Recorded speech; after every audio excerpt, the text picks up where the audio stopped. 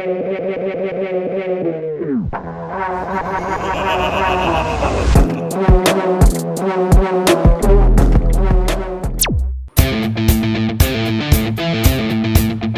guys, so we're back. For today's episode, we're going to be talking about a special someone that I recently read and amazed by his story, his inspiring and motivational story.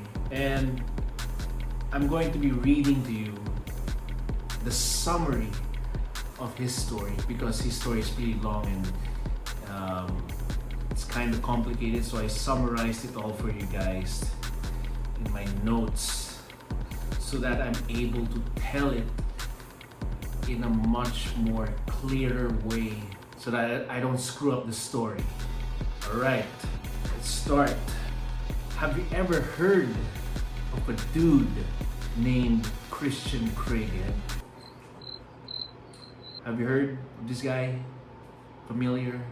Read about him in the news? Well, here he is. I'll show you a picture there. So he looks like a normal bank teller, right? Well, looks can be deceiving. So he's actually a tier 1 dude. Those that are asking, what's tier 1? It's the number 1 rank of a special forces unit. It's the toughest unit in the military. Alright, so it's composed of Navy SEALs, Delta Forces, the FBI's HRT or the Hostage Rescue Team. Those are the toughest dudes that do the real dirty on the ground stuff that probably other units couldn't, manage. That's why they send those guys. So Christian Craighead, he's what you call a British SAS. That stands for Special Air Service. That's the Special Forces unit in the British Army. That's the Navy SEALs for the Brits, modern England. Toughest of the toughest. Okay, so let's go to one of the most heroic stories that I've read recently, or just a few months ago, and this is all true. All right, what I'm going to tell you is all true, based on what I've read and from interviews that I've seen. One of those interviews was from a show, from a podcast called The Sean Ryan Show, Christian Craighead episode. That's a good interview. You should check that interview out. You'll learn a lot about this guy. This guy is the GOAT, So here it is. This is a true story. How one man, in the face of unimaginable danger, would dive into it to save lives. This happened in 2019 in Nairobi, Kenya. So it was a normal, beautiful day. Christian Craighead was off duty. So he was just doing what everyone else was doing on a normal day. So strolling in the malls, getting a haircut, having lunch, and all that stuff. Then he goes for a drive. So while driving, he sees a tall, lean man in a clean suit on the road, walking in the sidewalk, hitching a ride. And he's like, oh, he looks like a decent man, and I can't allow him to walk in that pretty nice suit during the heat. The act of kindness gave in. So he gives him a lift. So they talk and all that. And the man in the suit suddenly puts out a huge knife from his blazer. And Craighead was like, "You're not gonna kill me, are you?" And then the man in the suit laughs and says, that's what he normally carries with him every day for protection, specifically from evil spirits and stuff, supernatural stuff. And Craighead is like, "Oh, okay, thank God." So the man in the suit says, "Hey, can you drop me off here? You know, I'm good here. You know, I can go down now.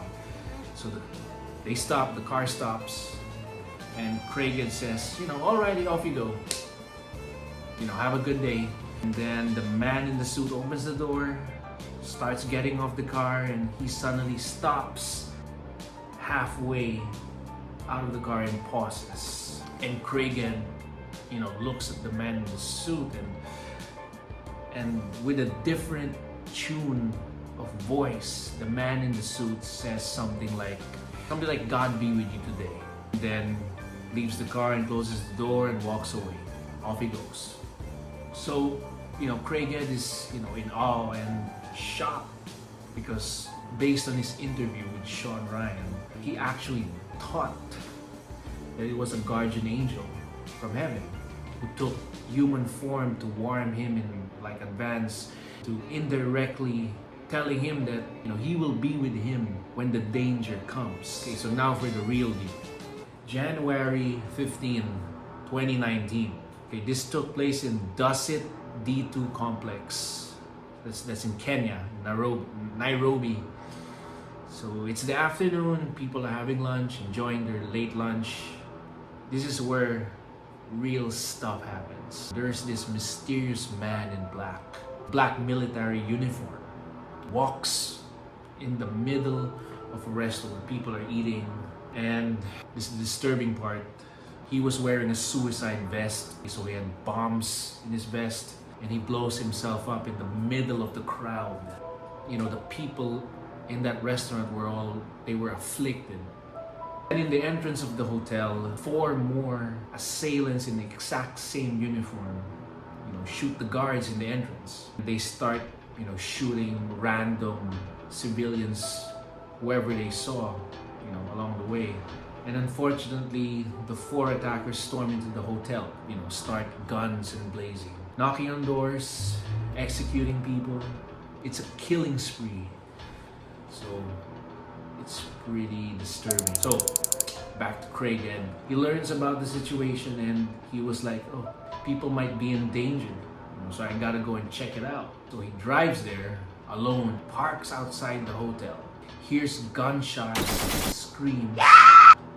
So his natural instinct or his reflexes, they kick in. And he decides, I'm going in, I'm going to do whatever I can to save those people. So he puts on his gear, his vest, some kind of military ski mask, and he brought his guns. So he dives right into the building, alone. But he believed he had some sort of protection from a guardian angel or some divine presence that was present. So he went all in, you know, knowing that, you know, he had protection in his back. So now the details of what went on inside is all in our imagination now. First of all, no reporter was there to witness firsthand. According to Craighead, he wiped out 2 attackers, and the other 2 were wiped out by the Kenyan military men or the police. But according to an article, Craighead said that the battle that took place inside the hotel, you know, where he fought these 4 assailants, it was far more brutal than we imagined. So imagine that. So the aftermath was 21 civilians have been killed, like 700 were saved.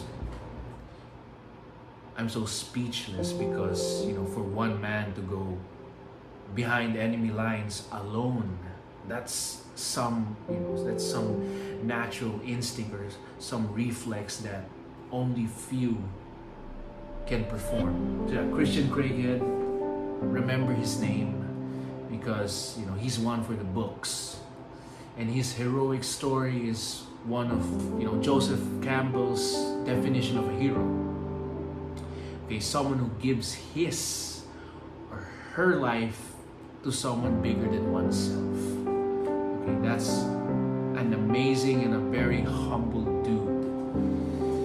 Christian Craighead, thank you for your service.